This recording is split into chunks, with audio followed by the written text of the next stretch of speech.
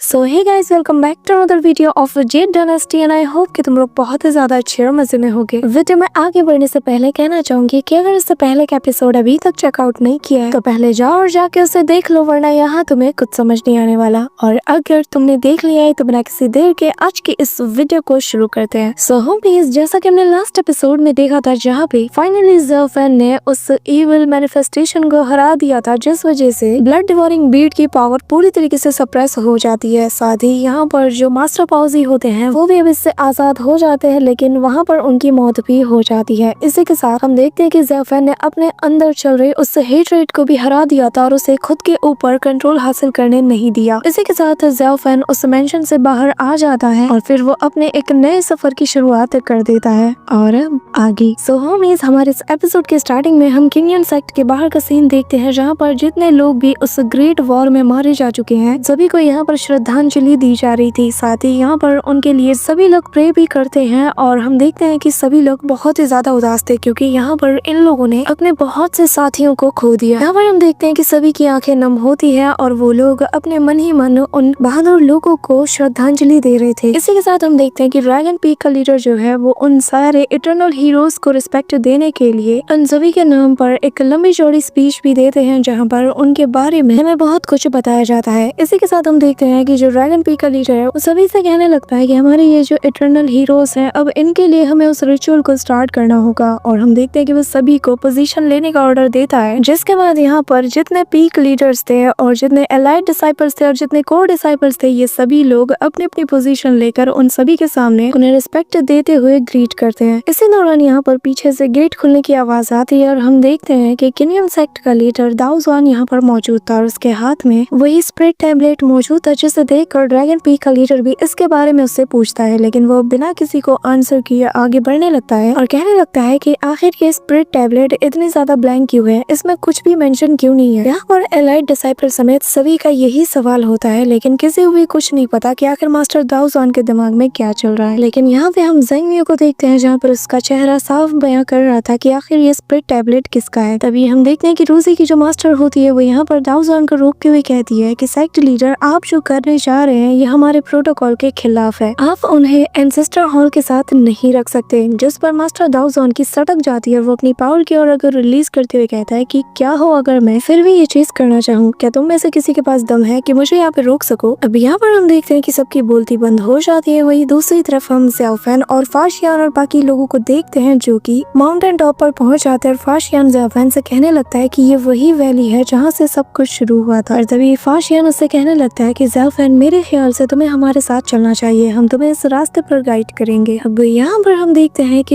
ये दोनों तो आगे बढ़ जाते हैं, लेकिन ज़ेफन को यहाँ पर एल्डर की कही बात याद आती है, जहाँ पर वो कह रहे थे कि मैं अच्छे से जानता हूँ कि बीते एक दशक में तुमने इस ब्लड डिवोरिंग बीट की एनर्जी को बहुत ज्यादा सप्रेस करने की कोशिश की है और तुम इसके बैकस्लैश से डील करते हुए आ रहे हो, और मैं अच्छे से जानता हूँ कि तुम्हारी लाइफ ऑलरेडी एक बहुत बड़े खतरे से डील कर रही है। लेकिन अगर तुम मुझ पर यकीन करते हो तो मैं तुम्हें एक मेथड को बता सकता हूँ जिसके जरिए से तुम अपनी जिंदगी को इस खतरे से बाहर निकाल सकते हो। तो बताओ, क्या तुम इसे ट्राई करना चाहते हो? क्या तुम मुझ पर एक आखिरी बार भरोसा करना चाहते हो? यहाँ पर हम देखते हैं कि प्रेजेंट टाइम में ज़ेफन उसकी बातें याद करते हुए अपने वेपन के ऊपर सवार होकर उस वैली की तरफ फाशियान को फॉलो करते हुए रवाना हो जाता है, जहाँ पर ऑलरेडी तियानमिंग टेम्पल का वो एल्डर और बाकी सभी लोग मौजूद थे और फाशियान ज़ेफन का यहाँ पे वेलकम करता है। अब यहाँ पे हम देखते हैं कि ज़ेफन आसपास के नजारे को देखकर इनसे पूछने लगता है कि क्या मैं जान सकता हूँ कि आखिर ये जगह कौन सी है? क्या ये वही जगह है जिसके बारे में आपने मुझे बताया था? जिस पर ग्रैंड एल्डर कहने लगते हैं कि थोड़ी देर सब्र करो, इसके बाद तुम खुद अपनी आंखों से देख लोगे। और हम देखते हैं कि सामने मौजूद उस बड़ी सी चट्टान से एक गोल्डन डिवाइन लाइट निकलती है, जो कि जैसे ही ज़ेफन की बॉडी से टकराती है तो ज़ेफन को एक फेमिलियर सी वाइब आती है। इसी दौरान जो ग्रैंड एल्डर है वो बताने लगते हैं कि सालों पहले जो हमारे तियानियन टेम्पल के फाउंडर थे, यानी कि वो पहले मोंग जिन्होंने इस जगह को तलाश किया, जिसके बाद उन्होंने इस टेम्पल को बिल्ड किया, उन्होंने इस जगह को एक दिन तलाश किया और जहाँ पर उन्हें बुद्धा से एनलाइटमेंट हासिल हुई। साथ ही यहाँ पर इसी स्टोन के ऊपर बैठकर उन्होंने 3 दिन और 3 रात के लिए मेडिटेशन किया, जिसके बाद उन्होंने बुद्धिस्ट स्टेट के सबसे ग्रेट परफेक्शन को भी हासिल किया और जिसके साथ ही उन्होंने यहाँ फिर तियानियन टेम्पल को बिल्ड करने का डिसीजन लिया। इसी के साथ यहाँ पर ग्रैंड एल्डर बताने लगते हैं कि यहाँ पर उन्होंने ग्रेट ब्रह्मा विजडम के बारे में भी जाना। साथ ही वो बताने लगते हैं कि उसका ओरिजिन जेड भी यहीं पर मौजूद है। इसी के साथ हमें वो वॉल भी दिखाई जाती है जिसे देखकर ज़ाओफेन भी हैरान था कि तभी उस वॉल को देखते साथ ही ज़ाओफेन उस ग्रैंड एल्डर से पूछता है कि क्या मैं आपसे एक सवाल कर सकता हूँ, क्या आप मुझे बता सकते हैं कि अब आगे मुझे क्या करना चाहिए। जिस पर ग्रैंड एल्डर कहने लगते हैं कि ये जो जगह तुम देख रहे हो ये इस दुनिया में सबसे प्योर जगह है, क्योंकि यहाँ पर बुद्धा की सबसे प्योर एनर्जी मौजूद है। इसलिए हम चाहते हैं कि तुम इस ग्रेट जेड वॉल के नीचे उस स्टोन पर बैठो और हम सभी लोग हमारा यहाँ पे वज्र फॉर्मेशन को भी फॉर्म करेंगे, जिस वजह से जब तुम्हारी बॉडी के अंदर से इविल एनर्जी बाहर निकलेगी तो वो इस फॉर्मेशन के होने की वजह से बाहर नहीं निकल पाएगी। यहाँ पर उनको ग्रीट करते साथ ही ज़ाओफेन सीधा उस स्टोन के सेंटर में जाके बैठ जाता है और वो अपने मन में कहने लगता है कि हालांकि मेरे पास जीने की कोई खास उम्मीद नहीं है, लेकिन जिन लोगों की वजह से मैं आज तक जिंदा हूँ मैं उनके एफर्ट्स को वेस्ट होने नहीं दूंगा। इसी के साथ हम देखते हैं कि जो ग्रैंड एल्डर होते हैं वो सभी को चैंटिंग करने के लिए ऑर्डर देते हैं और सभी लोग लोटस फॉर्म में बैठकर यहाँ पे चैंटिंग करना शुरू कर देते हैं। और ग्रैंड एल्डर यहाँ पे मास्टर पाउसी को याद करते हुए कहने लगते हैं कि अगर तुम इस वक्त हमें देख रहे हो तो मैं चाहता हूँ कि तुम इस बच्चे के लिए प्रे करो और अपनी ब्लेसिंग्स को इस बच्चे तक भेजो ताकि इसकी जान हम बचा सके। इसी के साथ हम देखते हैं कि जैसे जैसे सभी लोग चैंटिंग करना शुरू कर देते हैं यहाँ पर वज्र फॉर्मेशन एक्टिवेट होने लगता है और हम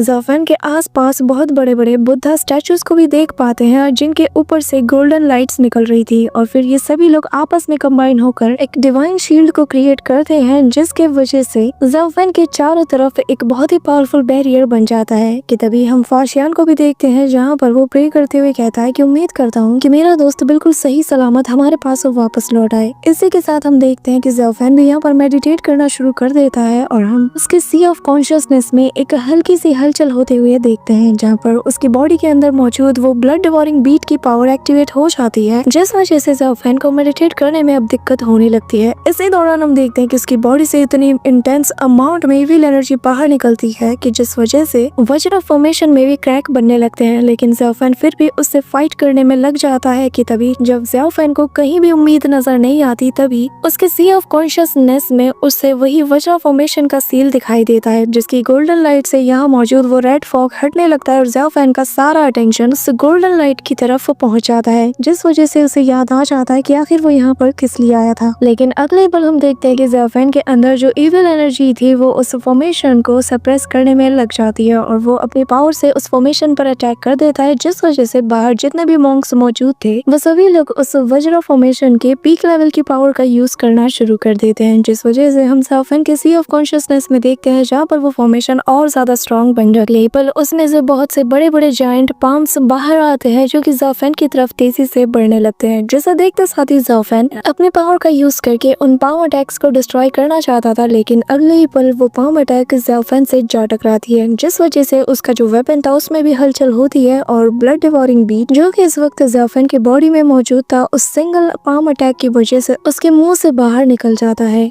और अगले ही पल उसके बहुत से टुकड़े हो जाते हैं और अलग अलग डायरेक्शन में वहां से एस्केप करने लगते हैं। तभी बाहर मौजूद जितने भी मॉन्क्स थे ये सभी लोग हैंड साइन बनाते हुए आपस में सी ऑफ एंडलेस बाउंड्री वाला फॉर्मेशन को क्रिएट करने लगते हैं, जिस वजह से हम देखते हैं कि ज़ाओफेन की बॉडी से बाहर निकलकर वो जो ब्लड डिवोरिंग बीट है जैसी वो एस्केप करने लगती है वो उस फॉर्मेशन की वजह से वहां से एस्केप नहीं कर पाती। इसी दौरान सीन शिफ्ट होता है और हम ड्रैगन पीक के लीडर और उसकी वाइफ को देखते हैं जहाँ पर उससे उसकी वाइफ पूछती है कि मैंने सुना कि तुम आज सुबह टोंगथियान पीक पर गए थे, क्या मैं जान सकती हूँ कि आखिर तुम वहाँ पे क्या करने गए थे। जिस पर वो बताने लगते हैं कि मैं वहाँ पर सेक्ट लीडर से मिलने गया था, लेकिन जब मैं वहाँ पे गया तो मैंने देखा शुई को भी सेक्ट लीडर दाओ जुआन डांट रहे थे। जिसके बाद वो आगे बताने लगते हैं कि मुझे मेरे सेक्ट लीडर की बहुत ज्यादा फिक्र होती है, क्योंकि जब से वो उस ग्रेट बैटल से वापस आए हैं वो जरा सी बात पर इतना ज्यादा गुस्सा हो जाते हैं कि जैसा मैंने आज से पहले उन्हें कभी नहीं देखा। जिस पर उसकी वाइफ बताने लगती है कि हो सकता है कि वो इस वक्त किसी ऐसी चीज से सफर कर रहे हो जिसके बारे में हमें नहीं पता। जिस पर ड्रैगन पीक का लीडर कहता है कि जहाँ तक मैं मेरे सीनियर ब्रदर दाओ जुआन को जानता हूँ वो ऐसे नहीं थे, लेकिन जब से उन्होंने उस एंशिएंट बैटल में ज़ूशियन स्वॉर्ड का यूज किया तो उन्हें बहुत ही पावरफुल बैक स्लैशेस का सामना करना पड़ा और तब से ही वो इतने ज्यादा चेंज हो चुके हैं। जो सुनकर उनकी वाइफ इसके पास जाकर कहने लगती है कि फिलहाल के लिए बेहतर यही होगा कि इस बारे में हम किसी से भी बात ना करें। जिस पर वो कहने लगता है कि आखिर मैं चुप कैसे रह सकता हूँ, मुझे उनकी फिक्र हो रही है। जिस पे इसकी वाइफ बताती है कि सीनियर ब्रदर दाओ जुआन की जो कल्टीवेशन लेवल है वो बहुत ज्यादा है, तो हमें उनके बारे में ज्यादा फिक्र करने की जरूरत नहीं है, हमें बस उन्हें थोड़ा टाइम देना है। इसी के साथ सीन शिफ्ट होता है, हम वापस से ज़ाओफेन के सी ऑफ कॉन्शियसनेस में उसे देखते हैं जहाँ पर वो ब्लड डिवोरिंग बीट अभी भी उस फॉर्मेशन को तोड़ तोड़कर बाहर निकलने की कोशिश कर रहा था। इसी दौरान हम देखते हैं कि अब 3 दिन बीत चुके थे और फाशियान और बाकी सभी को ज़ाओ फैन की फिक्र होने लगती है। और यहाँ पर फाशियान कहने लगता है कि मुझे डर है कि अगर जल्द से जल्द इसका कोई हल नहीं निकला तो हमारे मास्टर और जितने भी साथी हैं वो लोग भी अब ज्यादा देर तक इस फॉर्मेशन को होल्ड करके नहीं रख सकते। इसी दौरान हम ग्रैंड एल्डर को देखते हैं जहाँ पर वो ज़ाओ फैन की तरफ देखते हुए मन में कहते हैं कि ये बच्चा बहुत ज्यादा ढीठ है, इसका दिल हेटरेट की वजह से इस हद तक सील हो चुका है कि इसके अंदर मौजूद इनर डीमन का हम सामना तक नहीं कर सकते। इसी दौरान हम देखते हैं कि पास मौजूद दूसरा एल्डर कहने लगता है कि इस बात की क्या गारंटी है कि फ्यूचर में वो वापस से इस डार्कनेस का शिकार नहीं होगा। अगर आज हम उसकी मदद कर भी देते हैं और वो हमारी मदद के जरिए से ब्लड डिवोरिंग बीट को भी पूरी तरीके से डिसॉल्व कर देता है, लेकिन इस बात की क्या गारंटी है कि फ्यूचर में ये बिल्कुल सही रहेगा और कभी भी गलत रास्ते पर नहीं जाएगा। जिस पर ग्रैंड एल्डर कहने लगते हैं कि ये तियानियन टेंपल की जिम्मेदारी है कि हम इस बच्चे की मदद करें, हम इसे अकेला नहीं छोड़ सकते। तो उम्मीद करता हूँ कि तुम अगली बार मेरे सामने ऐसी बातें नहीं करोगे। जिस पर हम देखते हैं कि वो दूसरा एल्डर कहने लगता है कि जी सीनियर ब्रदर, मैं आपकी बात समझ गया, मैं बस इस बच्चे के साथ वो होते हुए नहीं देख सकता जो कि हमारे पाउजी के साथ हुआ था। जिस पर ग्रैंड एल्डर कहते हैं कि क्या तुम्हें नहीं लगता है कि मुझे इस बात का एहसास नहीं है? अगर मुझे एहसास नहीं होता तो मैं यहाँ पर इस डिवाइन डीमन सप्रेसिंग फॉर्मेशन को कभी भी सेट नहीं करता। इसी दौरान यहाँ पर ग्रैंड एल्डर अपने मन में कहने लगता है कि पर इस बच्चे के अंदर जो ब्लड डिवोरिंग बीट की इविल एनर्जी है ये बहुत ज्यादा स्ट्रॉन्ग है, जिसे कि हम हल्के में नहीं ले सकते। अगले ही पल हम देखते हैं कि ज़ाओ फैन के अंदर मौजूद वो इविल एनर्जी वापस से उस पर कंट्रोल हासिल करने लगती है और यहाँ अगले ही पल ज़ाओ फैन इतनी पावरफुल एनर्जी को रिलीज करता है जिस वजह से ये फॉर्मेशन भी शेक कर जाता है। बाहर मौजूद मॉन्क्स को भी वो एनर्जी फील होती है, लेकिन ये सभी लोग फिर भी हार नहीं मानते। सभी लोग ये नजारा देखकर हैरान थे और अपने मन में कहते हैं कि 3 दिन और 3 रात की सप्रेशन फॉर्मेशन का यूज करने के बावजूद भी इस एनर्जी के पास इतनी स्ट्रेंथ मौजूद है कि वो अभी भी हमारे सामने रेजिस्ट कर पाए। पर तभी हम ग्रैंड एल्डर को देखते हैं जहाँ पर वो अपनी चैंटिंग की स्पीड बढ़ा देते हैं, जिस वजह से ज़ाओ फैन के आसपास लगा ये बैरियर और ज्यादा इम्प्रूव हो जाता है। पर अगले ही पल ब्लड डिवोरिंग बीट की ये जो इविल एनर्जी है जो कि इस फॉर्मेशन को ब्रेक करने में लगी हुई थी, तभी ग्रैंड एल्डर की पावर की वजह से अब वो उस एनर्जी को भी सप्रेस करने में लग जाते हैं। जो देखते साथ ही यहाँ पर जो ज़ाओ फैन का वेपन होता है वो हवा में फ्लोट करता है और अपने अंदर मौजूद सारी इविल एनर्जी को बाहर निकाल देता है और सीधा ज़ाओ फैन के बॉडी की तरफ थ्रो करता है, जिस वजह से ज़ाओ फैन की बॉडी से निकल रही वो इविल एनर्जी और ज्यादा पावरफुल हो जाती है और अब वो उस फॉर्मेशन के उस अटैक को काउंटर करना शुरू कर देती है और वापस से रेजिस्ट करने लगती है, जिस वजह से यहाँ पर बाहर ग्रैंड एल्डर को भी ये चीज फील हो जाती है। और अब हम देखते हैं कि इन सभी को लग रहा था कि लगता है कि आज यहाँ पर ये लोग फेल हो जाएंगे क्योंकि उस फॉर्मेशन में ट्रैक बनने लगा था। यहाँ पर ब्लड डिवोरिंग बीट की पावर अपने पीक तक पहुंच जाती है, जिस वजह से अब यहाँ पर ये फॉर्मेशन बहुत ज्यादा कमजोर हो जाता है। अगले ही पल ब्लड डिवोरिंग बीट की पावर पीक तक पहुंचते साथ ही उस पूरे फॉर्मेशन को तोड़ के रख देती है, जिस वजह से ज़ाओ फैन के आसपास लगा वो बैरियर भी डिस्ट्रॉय हो जाता है और सारे मॉन्क अपनी जगह से हिल जाते हैं। साथ ही यहाँ पर वजह फॉर्मेशन भी पूरी तरीके से डिस्ट्रॉय हो जाता है। यहाँ पे ग्रैंड एल्डर ज़ाओ फैन को देखते साथ ही कहने लगता है कि ब्लड डिवोरिंग बीट की पावर बिल्कुल भी सप्रेस होना नहीं चाहता। अब उसे इस बात से भी फर्क नहीं पड़ता कि उसके मास्टर की लाइफ भी यहाँ पे खतरे में है। इसी के साथ हम देखते हैं कि ज़ाओ फैन की बॉडी के अंदर तीनों पैथ की एनर्जी आपस में ही रेजिस्ट करना शुरू कर देती है और यहाँ पर उसकी बॉडी से इतनी पावरफुल एनर्जी निकलती है कि आसपास की जो चट्टानें होती है वो भी डिस्ट्रॉय हो जाती है। यहाँ पर ज़ाओ फैन को अपने नजरों के सामने एक गोल्डन लाइट नजर आती है। वहीं दूसरी तरफ हम मिस रॉन्ग और उसी ओल्ड मैन को भी देखते हैं जहाँ पर वो आसमान में आते हुए इस चेंजेस को देखकर थोड़े शॉक्ड रह जाते हैं। वहीं दूसरी तरफ हम रोजी को भी देखते हैं जहाँ पर उसे भी ये एनर्जी फील होती है और वो आसमान की तरफ वो बहुत ही हैरानी के साथ देख रही थी। वहीं दूसरी तरफ ग्रैंड एल्डर बताने लगते हैं इस वक्त हेवन एंड अर्थ भी इस चीज को विटनेस कर रहा है। इसी के साथ हम देखते हैं कि आसमान में रेड कलर के क्राउड्स नजर आते हैं, जिसे देखते साथ ही सभी लोग समझ जाते हैं कि यहाँ पर डिवाइन थंडर ट्राइब्यूशन होने वाला है। बाद मास्टर दाओ ज़ुआन को भी हम देखते हैं जहाँ पर वो टूटी हुई ज़ूशियान स्वॉर्ड को अपने हाथों में थाम लेते हैं और यहाँ पर ज़ाओ फैन भी उस गोल्डन लाइट को देखकर कहने लगता है कि मैं जो इस वक्त फील कर रहा हूँ ऐसा लगता है कि मैंने इसे पहले भी कहीं फील किया है। वहीं दूसरी तरफ सारे मॉन्क्स भी देखकर हैरान हो जाते हैं, कहने लगते हैं कि इस बार जो हो रहा है वो पिछली बार से भी कई गुना ज्यादा खतरनाक है। इसी दौरान हम देखते हैं कि यहाँ पर जो जूनियर ब्रदर होता है वो भी आ जाता है, जिसे देखते साथ ही दाओ ज़ुआन कहने लगता है कि अच्छा तो तुम यहाँ पर आ ही गए। कि तभी वो यहाँ पर मास्टर दाओ ज़ुआन को रिस्पेक्ट के साथ ग्रीट करता है और कहने लगता है आपने मुझे यहाँ पर बुलाया है, क्या आपके पास मेरे लिए कुछ ऑर्डर्स हैं? जिस पर मास्टर दाओ ज़ुआन कहने लगता है कि क्या मैं और तुम्हें ऑर्डर दूं? तुम्हें तो अच्छे से पता ही होगा कि जब मैंने बीस्ट गॉड का सामना किया तो उसने मुझे कितना ज्यादा सीरियसली इंजर्ड कर दिया, लेकिन मैं फिर भी जिंदा बच गया, जिस वजह से तुम तो बहुत ज्यादा डिसअपॉइंट हो गए है ना। जिस पर जूनियर ब्रदर हैरान हो जाता है और कहने लगता है कि मास्टर आखिर आप ये क्या कह रहे हैं, भला मैं ऐसी चीज क्यों चाहूंगा। जिस पर दाऊजॉन बताने लगता है कि मैं इतना ज्यादा इंजर्ड हूँ कि मैं 5 दिनों से ज्यादा शायद जिंदा भी ना बचूं, और अब मेरे बाद तुम इस सेक्ट के नए लीडर बन जाओगे तो तुम्हें तो इस बात की बहुत ज्यादा खुशी होगी। जिस पर हम देखते हैं कि जो जूनियर ब्रदर होता है वो अपने घुटनों के बल आकर कहने लगता है कि आखिर आप ये बोल क्या रहे हैं, मैं ऐसा कैसे चाह सकता हूँ। जिस पर दाऊजॉन कहता है कि मेरे सामने नाटक करने की जरूरत नहीं है, तुमने उस ग्रेट बैटल में बहुत ही अच्छा रोल प्ले किया है जिस वजह से यहाँ मौजूद हर एक बंदा तुम्हें प्रेज करता है, और अब यहाँ मौजूद हर एक इंसान तुम्हारे अंदर किन्यून सेक्ट का नया लीडर देखता है। यहाँ पर हम देखते हैं कि जो जूनियर ब्रदर होता है वो इन सारी बातों को सुनकर हैरान था कि आखिर उसका मास्टर ये बोल क्या रहा है। जिस पर मास्टर दाऊजॉन कहने लगता है कि चिंता मत करो, तुम्हें यहाँ पर खुद को होल्ड बैक करने की जरूरत नहीं है, तुम जो भी अपने दिल में फील करते हो यहाँ पर बता सकते हो, क्योंकि मैं तुम्हारे अंदर की बात समझ चुका हूँ। तुम यहाँ पर अपने ही मास्टर को उसकी गद्दी से हटाकर उसकी गद्दी को हासिल करना चाहते हो। बस मेरे एक सवाल का जवाब दो, क्या तुम खुद को इस पोजीशन में देखते हो कि फ्यूचर में तुम ज़ू शियानसुआग को अपने हाथों से थाम सकते हो? क्या तुम खुद को इस लायक समझते हो, या फिर क्या तुम ये समझते हो कि तुम इस लायक हो कि तुम किन्यून सेक्ट की 1000 साल की लेगेसी को अपने हाथों में थाम कर आगे बढ़ सकते हो? बताओ, मुझे जवाब दो। लेकिन मुझे हंसी आती है, तुम्हारी इतनी कम कल्टीवेशन पावर से तुम कैसे सोच सकते हो कि तुम ज़ू शियानसुआग को कंट्रोल कर सकते हो? तो मुझे रिप्लेस करोगे? हाँ, इसी दौरान हम देखते हैं कि उसके ऊपर जॉइंट सी स्वॉर्ड आ रही थी, जिसे देखते साथ ही उसकी रूह कांप जाती है। वो कहने लगता है कि मैं शाओ ये काई, अगर मेरे दिलो दिमाग में 1% भी बिट्रेल हो अपने सेक्टर अपने मास्टर के प्रति, तो आप मुझे जो मर्जी चाहे वो सजा दे सकते हैं। अब यहाँ पर उसकी बात सुनकर दाऊजॉन सीरियस लुक के साथ उसके करीब जाते हैं कि तभी अगले ही पल वो उसका हाथ थाम कर उसे ऊपर उठा लेते हैं और कहने लगते हैं कि मुझे तुमसे यही उम्मीद थी। मेरे डांट के पीछे का मतलब तुम गलत मत समझना। मैं जानता हूँ कि शायद फ्यूचर में एक ऐसा वक्त आने वाला है जब तुम्हें मेरे बाद इस सेक्ट की जिम्मेदारी को संभालना पड़े। जिसके बाद वो यहाँ से उसे जाने का ऑर्डर देने लगता है कि तभी सीन शिफ्ट होता है और हम यहाँ पर एक मिस्टीरियस सी जगह पर रिवन सेक्ट के लीडर और उसके मेंबर्स को भी देखते हैं, जहाँ पर हम उसी सोल कास्टर को देखते हैं जो कि यहाँ पर अपने पावर्स का यूज करके डिमन सेक्ट के लीडर को बताता है कि मास्टर हम लोग उस जगह पर आ चुके हैं। जिसे देखकर यहाँ पे वो कहने लगता है कि अच्छा, तो ये है वो होली सेक्ट का एंशिएंट अबिस जिसकी तलाश हम इतने सालों से कर रहे हैं। तभी ब्याओ की आंट आगे आते हुए कहने लगती है कि हाँ, कि वही पावरफुल और रहस्यमय जगह है जो कि अपने अंदर बहुत से राज को समेटे हुए है। साथ ही जब ये पहली बार ओपन हुआ था तो इसने पूरी दुनिया में एक बहुत बड़ा कोहराम मचा के रख दिया था, चारों तरफ तबाही मची थी और इसने लाखों जाने ले ली। यहाँ पर हम देखते हैं कि यहाँ का मौसम और सब कुछ बदलने लगता है, जिसे देखकर सोल कास्टर कहने लगता है कि अब लगता है कि टॉर्च ड्रैगन के अवेकन होने का वक्त आ चुका है। इसी के साथ वो यहाँ पर हैंड साइन का यूज करके जमीन पर एक फॉर्मेशन को एक्टिवेट कर देता है और कहने लग रहा है कि आज हम यहाँ पर इस पावर का यूज करके और साथ ही 2 स्प्रिट बीस्ट को भी यहाँ पे यूज करके उस ड्रैगन की लोकेशन का पता लगा लेंगे। इसी दौरान हम ज़ाओफेन को देखते हैं, जहाँ पर उसकी बॉडी से अभी भी वो इविल एनर्जीज और साथ ही बाकी की एनर्जीज भी निकल रही थी, जिस वजह से उसे बहुत ज्यादा पेन होने लगता है। तभी हम यहाँ पर ग्रैंड एल्डर को देखते हैं, जहाँ पर वो भी हैरान थे कि इस वक्त ज़ाओफेन की बॉडी के अंदर 3 रिवर्स एनर्जीज फ्लो कर रही है और हम देखते हैं कि ज़ाओफेन के अंदर से अचानक से यानी टेम्पल के पैथ को फॉलो करने वाला ज़ाओफेन बाहर आता है और वो यहाँ पर अपनी पावर्स का यूज करके उसे कहता है कि अपने माइंड एंड सोल और बॉडी दोनों को कंट्रोल करने की कोशिश करो, जिसके बाद तुम हेवन एंड अर्थ और बाकी के लिविंग क्रिएचर्स को भी देख पाओगे। कि तभी राइचेस्ट पैथ को फॉलो करने वाला यानी कि किंग सेक्ट के पैथ को फॉलो करने वाला ज़ाओफेन भी उसे नजर आता है, जो कि उससे कहता है कि तुम्हें कभी भी डरपोक नहीं बनना चाहिए, सिचुएशन चाहे जैसी हो तुम्हें हमेशा तलवार ठान के सच्चाई के रास्ते पर टिके रहना चाहिए। ये कहते साथ ही वो अपने स्वॉर्ड से त्यानियन टेम्पल के पैथ को फॉलो करने वाले ज़ाओफेन पर अटैक कर देता है, जहाँ पर उसने खुद को ऑलरेडी गोल्डन बेल से कवर करके रखा था, जिसके साथ ही ये दोनों आपस में फाइट करते हैं। यहाँ पर ज़ाओफेन की सटक जाती है और वो इमीडिएटली यहाँ पर इनके बीच में आ जाता है और कहने लगता है कि तुम दोनों आखिर होते कौन हो यहाँ पर मेरे विल को डिसाइड करने वाले। यहाँ पर हम देखते हैं कि ज़ाओफेन पूरी तरीके से अपना आपा खो चुका था, जिसे देखते साथ ही जो ग्रैंड एल्डर होते हैं वो सभी मॉन्क से कहने लगते हैं कि जल्द से जल्द वज्रा फॉर्मेशन को हमें एक्टिवेट करना होगा, वरना बाद में बचाने के लिए कुछ भी नहीं बचेगा। इसी के साथ हम देखते हैं कि ग्रैंड एल्डर भी ये देखकर हैरान थे कि यहाँ पर ज़ाओफेन अपना पूरा कंट्रोल खो चुका था। इसी वजह से वो खुद इस ज़ाओफेन के करीब जाकर उसके आसपास उसी गोल्डन वज्रा सील को एक्टिवेट कर देते हैं और फिर वो ज़ाओफेन से कहते हैं कि मेरे बच्चे होश मत खो, अपना कंट्रोल हासिल करो, तुम्हें यहाँ पे हार नहीं मानना। यहाँ पर उनकी गाइडेंस पाते साथ ही ज़ाओफेन क्या करता है, वो अपने हैंड साइंस का यूज करके बाकी के जो दोनों पैथ्स होते हैं उनकी कल्टीवेशन पावर का यूज करता है, ताकि वो ब्लड डिवोरिंग बीट के अगेंस्ट इनकी पावर का यूज कर पाए। यहाँ पर हम देखते हैं कि ज़ाओफेन ऐसा ही करता है, जिस वजह से उसके अंदर जो ब्लड डिवोरिंग सोरिंग बीट की पावर होती है वो अब धीरे धीरे कंट्रोल लूज करने लगती है। वहीं दूसरी तरफ अभी भी रेजिस्ट करता है और उस गोल्डन बेल को क्रैक करने की कोशिश करता है, लेकिन तभी ग्रैंड एल्डर अपनी पावर को ज़ाओफेन के बॉडी में इंसर्ट करते हैं, जिस वजह से ज़ाओफेन को हल्का सा बैकअप मिल जाता है, जिस वजह से ज़ाओफेन थोड़ी देर के लिए खुद को कंट्रोल कर पाता है। लेकिन हम देखते हैं कि फिर तीनों पैथ्स की एनर्जी यानी कि बुद्धिज्म, टाओइज्म और डेमोनिक पैथ, इन तीनों की एनर्जी आपस में ही क्लैश करने लगती है। सभी लोग एक दूसरे पर डोमिनेट करना चाहते थे। इस वक्त कोई भी ज़ाओफेन के अकॉर्डिंग नहीं चल रहा था, लेकिन तभी हम देखते हैं कि इतना powerful shock wave grand Elder को फील होता है कि वो दूर छिटक के गिर जाते हैं। वो कहने लगते हैं कि एक मॉडल की बॉडी इतना सब कुछ कैसे झेल सकती है। यहाँ पर हम देखते हैं कि आसमान में एनर्जी का इतना बड़ा एक्सप्लोजन होता है कि जिसे दूर दूर से देखा जा सकता था। इसी के साथ उस जेड वॉल में भी क्रैक बनने लगते हैं, जो देखकर सभी लोग कहते हैं कि ये तो हेवनली स्क्रिप्चर का 4th वॉल्यूम है। यहाँ पर सभी लोग इसे अपीयर होता हुआ देखकर शॉक्ड हो जाते हैं, इंक्लूडिंग ग्रैंड एल्डर भी शॉक्ड हो जाते हैं। कहने लगते हैं कि ये तो हमारे बुद्धिज्म का बहुत ही रेयर टेक्निक है, लेकिन जरा देखो इस क्रैक की वजह से जमीन से ये भी अपीयर होने लगे हैं। और हम ज़ाओफेन की दोनों आइज और फोरहेड को देख पाते हैं, जहाँ पर डिमोनिक सेक्ट, बुद्धिज्म और टाओइज्म तीनों की एनर्जीज को हम देख पाते हैं। कि तभी सीन शिफ्ट होता है और हमें उसी होली अबिस का सीन दिखाया जाता है, जहाँ पर एक मास्टरमैन कहने लगता है कि अब वो सुनहरी घड़ी आ चुकी है, लेकिन मैं उम्मीद करता हूँ कि कोई भी लिविंग क्रिएचर इसमें इंटरफेयर ना करे, वरना बहुत बड़ी तबाही हो जाएगी। इसके बाद हम देखते हैं कि असल में यहाँ पर इन लोगों ने अपने ग्रेट फॉर्मेशन का यूज किया था, जिसके जरिए से वो उस लोकेशन का पता लगा रहे थे। और फिर हम डीमन सेक्ट के लीडर को देखते हैं, जो कि मुस्कुराते हुए कहता है कि हमारे सेक्ट का बहुत ही जल्द सुनहरा दौर शुरू होने वाला है। अब यहाँ पर हम देखते हैं कि वो जो सोल कास्टर था वो कुछ डिमोनिक स्पेल्स का यूज करने लगता है और जमीन पर अपने वेपन को दे मारता है। साथ ही हम देखते हैं कि जो उसके फेलो सेक्ट मेंबर्स होते हैं वो सभी लोग सेम करते हैं, और यहाँ पर ये लोग एक डिमोनिक रिचुअल को परफॉर्म कर रहे थे, जिस वजह से जो सेंटर में मास्टरमैन था उसके बॉडी पर वो सारे स्पेल्स फ्लोट करते हुए उसके फोरहेड के जरिए से एक पावरफुल व्हाइट कलर की एनर्जी बाहर निकलती है, जिसे देखते साथ ही यहाँ पर डीमन क्लैन का लीडर हंसने लगता है और कहता है कि आज हमें खुद हेवन एंड अर्थ की पावर भी नहीं रोक सकती, जिसके बाद हम गॉड्स को स्ले करने वाली पावर को अचीव कर लेंगे। इसके साथ वो यहाँ पर अपना वो बड़ा सा फर्नेस बाहर निकाल लेता है और कहने लगता है कि जिस फेथ को मैं फॉलो करता हूँ उसे कोई भी हरा नहीं सकता। अब यहाँ पर उससे ड्रैगन सबड्यूरिंग की पावर को इतना ज्यादा बढ़ता हुआ देखकर जो बाकी के लोग थे वो भी हैरानी के साथ कहते हैं कि न जाने क्यों इसकी स्ट्रेंथ पहले से ज्यादा इतनी इंक्रीज हो चुकी है। इसके बाद उस बड़े से फर्नेस के ऊपर हम कुछ पैटर्न्स को भी बनता हुआ देखते हैं, और जैसे जैसे इसकी पावर इंक्रीज होती है यहाँ पे खड़े आसपास के लोग भी उसकी टेरिबल पावर को फील कर पा रहे थे। और यहाँ पर रूही कहने लगती है कि मैं यहाँ पर खड़े होकर ही ऐसा फील कर पा रही हूँ कि जो मेरी ओरिजिनल सोल है वो अभी से बुरी तरीके से कांप रही है। तो जरा सोचो जब ये अपने पीक लेवल तक पहुंच जाएगा तो इसकी पावर किस हद तक टेरिफाइंग हो जाएगी। साथ हम देखते हैं कि जैसे जैसे वो सोल कास्टर अपने स्पेल्स को यहाँ पर परफॉर्म करता जाता है उस फर्नेस में मौजूद उन सील से कुछ बीस्ट बाहर निकलने लगते हैं, और हम देखते हैं कि सबसे पहले यहाँ पर एक गोल्डन फिनिक्स आता है, वही दूसरी तरफ एक रेड कलर का दूसरा बीस्ट भी बाहर आता है। और यहाँ पर इन दोनों बीस्ट को देखते साथ ही रूही कहने लगती है कि एक बात बताओ, आखिर हम इनके जरिए से उस ड्रैगन की लोकेशन का पता कैसे लगाएंगे? भला इनसे उस टॉर्च ड्रैगन को कैसे ढूंढा जा सकता है? जिस पर फॉर्मर ड्रैगन पीक का लीडर कहता है बस तुम देखती जाओ कि आगे आगे क्या होता है। कि तभी हम यहाँ पे उन दोनों बीस्ट को देखते हैं जो कि आपस में चक्कर काट रहे थे। वही दूसरी तरफ सीन शिफ्ट होता है और हम ज़ाओफेन को देखते हैं, जहाँ पर जमीन के नीचे से निकल रहे हेवनली स्क्रिप्चर के वो जो 4th वॉल्यूम है वो ज़ाओफेन के बॉडी के आसपास आकर उसे कवर कर लेते हैं। और ज़ाओफेन को कुछ फील होता है और वो कहने लगता है कि ऐसा लग रहा है कि जैसे बुद्धा खुद चाहते हैं कि मैं मेरे अंदर मौजूद हर एक चीज को जाने दूं। ये चीज फील करते साथ ही यहाँ पे ज़ाओफेन अपनी मुट्ठी बना लेता है और अपने हाथ को आगे बढ़ाना शुरू कर देता है और अपने मन में कहता है कि जो बुद्धिज्म है वो मुझसे ये कहता है कि मैं हेवन के रूल्स को फॉलो करूं, लेकिन मेरे अंदर का डीमन मुझसे कहता है कि मैं वो करूं जो उससे सही लगता है, और जो राइचियस्ट पैथ है वो भी मेरे अकॉर्डिंग नहीं है। इसी के साथ हम देखते हैं कि ज़ाओफेन तेजी से अपना हाथ आगे बढ़ाता है और गुस्से से अपने मन में कहता है कि मैं इनमें से किसी को भी फॉलो नहीं करना चाहता, मैं खुद अपने बनाए हुए रास्ते पे चलना चाहता हूँ। ये कहते साथ ही हम देखते हैं कि ज़ाओफेन की बॉडी के अंदर तीनों ही पैथ की जो कल्टीवेशन होती है वो आपस में कोलाइड करने लगती है, लेकिन फिर ज़ाओफेन अपने बॉडी से उन शार्प स्ट्रिंग्स को बाहर निकालते हुए कहने लगता है कि मैं ना तो बुद्धिज्म को फॉलो करूंगा, ना उसे कल्टीवेट करूंगा, ना ही मैं राइचियस्ट पैथ को कल्टीवेट करूंगा, और ना ही मैं डिमोनिक सेक्ट को कल्टीवेट करके इमॉर्टल बनूंगा। मैं वो करूंगा जो मुझे सही लगता है और मैं मेरे अकॉर्डिंग जीऊंगा। कहते साथ ही हम देखते हैं कि फाइनली ज़ाओफेन की जो विल पावर है वो तीनों पैथ के ऊपर डोमिनेट करने लगती है, और यहाँ पर जो तीनों पैथ आपस में अब तक कोलाइड कर रहे थे, एक एक करके ये तीनों चीजें ज़ाओफेन की कॉन्शियसनेस में फेड होने लगती हैं, और ज़ाओफेन सभी के ऊपर डोमिनेट करते हुए अपना खुद का एक पैथ चुन लेता है। वहीं दूसरी तरफ हम डिमोनिक फिनिक्स सेक्ट के लीडर को देखते हैं, जहाँ पर आसमान में एक अलग ही हलचल होने लगती है। अचानक से हम देखते हैं कि वो जो रेड कलर का बीस्ट था उसकी गर्दन यहाँ पे उड़ जाती है और सभी लोग उसे देखकर शॉक्ड हो जाते हैं और सवाल करते हैं कि आखिर अभी अभी क्या हुआ। इसी दौरान हम यहाँ पर गोल्डन फिनिक्स को भी देखते हैं, अचानक से वो भी मारा जाता है और सभी लोग हैरान और परेशान हो जाते हैं और सबकी निगाहें इस वक्त सेक्ट लीडर की तरफ जाती हैं, जो कि इस वक्त ये नजारा देखकर स्माइल कर रहा था। So that's it for today guys. I hope कि तुम सबको आज की वीडियो काफी ज्यादा पसंद आई होगी। अगर हाँ तो वीडियो को लाइक करना, चैनल पे नए हो तो सब्सक्राइब करना। तो मिलते हैं नेक्स्ट वीडियो में, तब तक के लिए